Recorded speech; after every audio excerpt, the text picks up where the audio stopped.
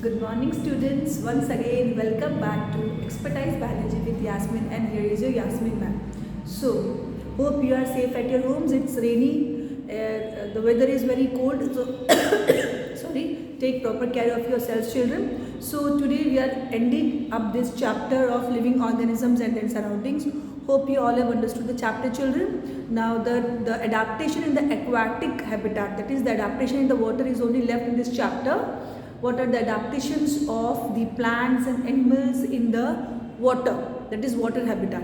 So children, today we will wind up this chapter. Hope you all understood what your Yasmin ma'am has taught you, and if you have any doubts, you are free to ask questions in the comment box. Okay, children, and let's proceed today. So once again, welcome back. Good morning, children. This is the last ending part of chapter of the lesson of standard 6th chapter, living organisms and their surroundings. Okay, now adaptations for water habitat, that is the aquatic habitat. Okay, now first of all, before we have maybe understand what are the aquatic organisms, but once again we will revise. Okay, and revising is very good and important so that we don't forget our concepts. Okay, now let's proceed, children. Organisms living in water have to adapt themselves to several factors. See, aquatic animals are the animals that stay in water. Okay, so their adaptations should be such that they should be able to survive the water currents, they should be able to move in water, they should be able to breathe in water. Yes, as we all know, we take the oxygen from the air, but the aquatic animals or plants, they take the dissolved oxygen from water. So their mechanism of working is different as compared to us. So to survive in water, these animals and plants, they show some adaptations in their body structure. Okay, structural adaptations. Now, so their body is made such that they can move in the water, they can breathe in water, they can survive in water. Okay, children. Now, organisms living in water have to adapt themselves to several factors such as breathing in water, movement of water, pressure of water, and less light. What do you mean by less light? See, everyone knows that plants, they need light for making food by photosynthesis. Yes, in the presence of sun. But here, deep inside the water, the sun doesn't reaches the light, they don't get proper amount of light. So organisms deep inside the water should be able to survive without water. So what are the structural changes they have in their body to survive the water current or to survive the shortage of light? So in the desert, we have studied that how their body is designed such that they store water. Yes, and in the polar or the mountainous region, we had seen their body or structures are designed such that the snow doesn't accumulate on them. So here we will see that their body is designed such that they can survive in the current of water. Their body doesn't rot deep inside the water. Okay, now let's proceed. What are the changes the plants show in their roots, in the parts, in the roots, in the stem, in the leaves to survive here? Now, plant life. Some adaptations in water plants are as follows. Their roots are much reduced in size. See, let's do comparative study related with the plants' roots in the desert. They had deep rooted roots. Yes. Why? Because they have to go in search of water. But here we know that they are already in water. They don't have to run in search of water. So their roots don't have to be so developed. They are short. Okay. So their roots are much reduced in size since their main function is to hold the plants in place. Their function here is only anchoring, only holding the plants in water. The roots here, they don't have to run in search of water. Their main function, their main role is just to hold, just to anchor the plant in water. So their roots are reduced. Now let us speak about the stems.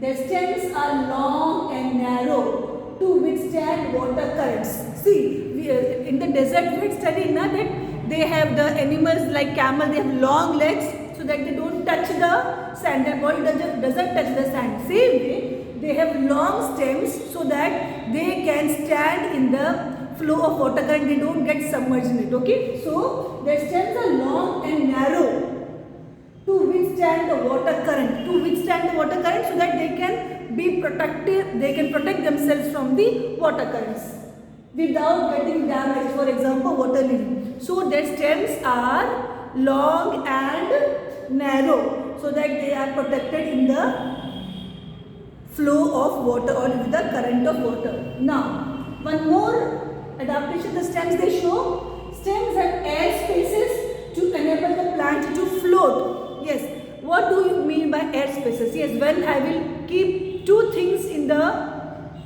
bucket of water, the things which are light they will float and the things which are heavy will submerge or will settle down. The reason is because it depends, the floating process depends upon the weight. So here the stems are, they have air spaces or they are hollow, and this air spaces, it helps them to keep the stem light so that it floats on water, it's not submerged. The leaves floats on water, the stem floats on water. Stems have air spaces to enable the plant to float. Okay, and next is floating leaves are large and flat. You must have seen the aquatic plants, their leaves are large and flat. Best example you can give of lotus. Yes, so they are large and flat. They have waxy upper surface. Lotus also, they have waxy upper surface to make them waterproof. We know that wax, oil, all these things are waterproof items. So their leaf is covered with wax so that water doesn't settle on it and it doesn't rots. Okay, yesterday you have seen in the rainforest area, the leaves have drip tip. Yes, so that the leaf doesn't rot. Same way here, the leaf is large, it's covered with wax so that water doesn't set on the leaf and the leaf doesn't rot. So the floating leaves are large and flat. They have waxy upper surface to make them waterproof. They have stomata on the upper surfaces which are exposed to air. Example is water lily. The upper layer, everyone knows the leaves, they have the openings called stomata which helps them in transpiration. Yes, so the leaves they have on the upper surface, they have stomata, and best example is water lily. Okay, now the submerged leaves, you must have heard about the submerged. What do you mean by submerged leaves? The leaves which are deep inside the water. Okay, the submerged leaves are long and narrow to withstand water currents without getting damaged. The submerged leaves are long and narrow so that it doesn't get damaged by the current of water. Okay, an example is tape grass. Tape grass is the best example of the submerged leaves. So what are the types of questions that could be? You have any doubt, children? Yes, if you have any doubt in this portion, you can ask children. Okay, now the types of questions that could be asked from this part is, what are the adaptations shown by the plants in the aquatic habitat, or what are the adaptations shown by the submerged leaves, or what are the adaptations in root stems and leaves of the water plants, or you can say why the roots are reduced in water plants, or why the stems are long, narrow with air spaces, or why the water plants they float. Okay, why they are covered with wax. All these types of questions could be asked from this part. Okay, children, if you want you can take screenshot.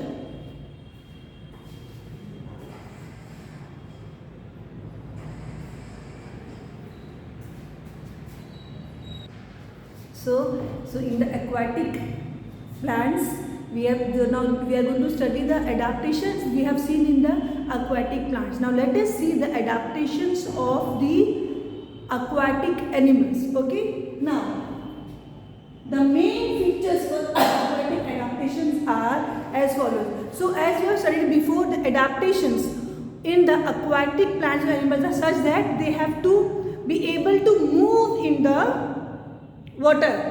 Okay, they should be able to swim. See, we can't be in water without the oxygen cylinders for a long period, but fishes, they are adapted in such a way that they can be in water because their life is water. Okay children, now their body is compressed laterally to reduce friction. Friction from what? Friction from water, so that they can move easily in water, okay, without any destruction. Okay, so body is compressed laterally to reduce friction. Mostly they have streamlined body. You know, we always say that the fishes, they have streamlined body. Streamlined body means bow shape. They are broad from center and tapering from the two ends. So this type of structure of their body helps them to move. They are compressed. Okay, move in water. So they are mostly their streamlined body, bow shape. This allows swift passage in the water while swimming. Swift passage means they can move smoothly in water. Means they can swim nicely in water. Next is fins in fish. Everyone knows fishes have fins. So fins in fish and flippers in whales help them in swimming. So dash in fishes and dash in whales helps in swimming. That is fins and flippers. You have to remember this, okay? So fins in fishes helps them to swim in water and the flippers in whales. Now, frogs and duck have webbed feet. What do you mean by webbed feet? Suppose this is the feet and there is web between their toes, okay, of the leg. They have webs. So, frogs and duck have webbed feet for swimming. So, this webbed toes, it helps them to swim in water for frogs and ducks.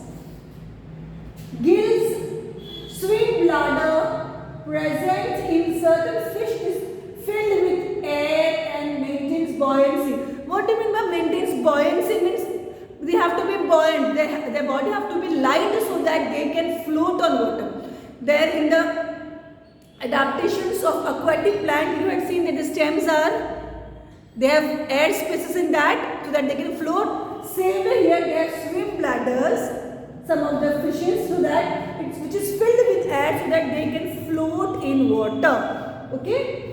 Gills are the organs of respiration. As we have lungs, they have gills for respiration.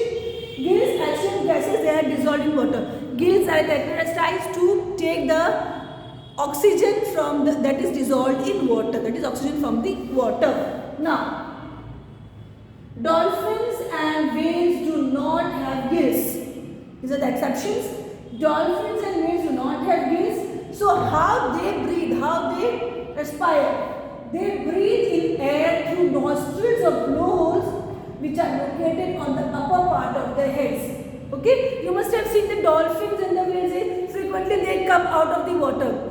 They come out of the water to absorb the air oxygen which helps them to respire. Okay children? So, for that they have nostrils or blowholes on the upper part of their head. Okay? Dolphins and whales do not have gills. They breathe in air through nostrils or blowholes which are located on the upper part of their heads. This allows them to breathe in air when they come near to the surface of water. So, they come on the surface of water, they take in the oxygen from the air and again they go down. This is the mechanism that we find in the dolphins and the whales. They don't have gills. Now, the question that will be asked from this part is, what are the adaptations of animal life? And here there are many varieties. What are the adaptations in frogs and ducks, or why they have web legs, or what is the use of gills? What are the adaptations in dolphins and whales, or why the body is compressed in fishes? What is streamlined body? How it helps them? These are the different types of questions that would be asked from this part. Children, if any doubt, please ask.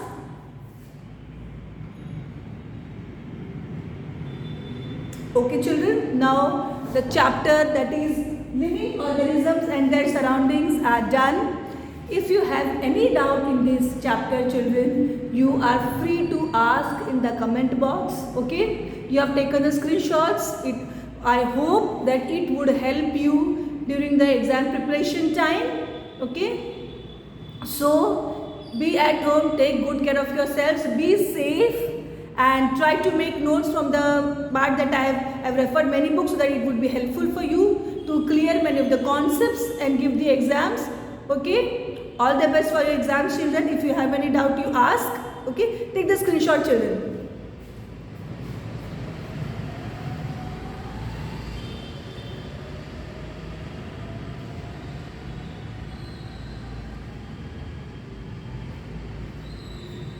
Okay children, all the best for your exams and God bless you. Bye. Thank you.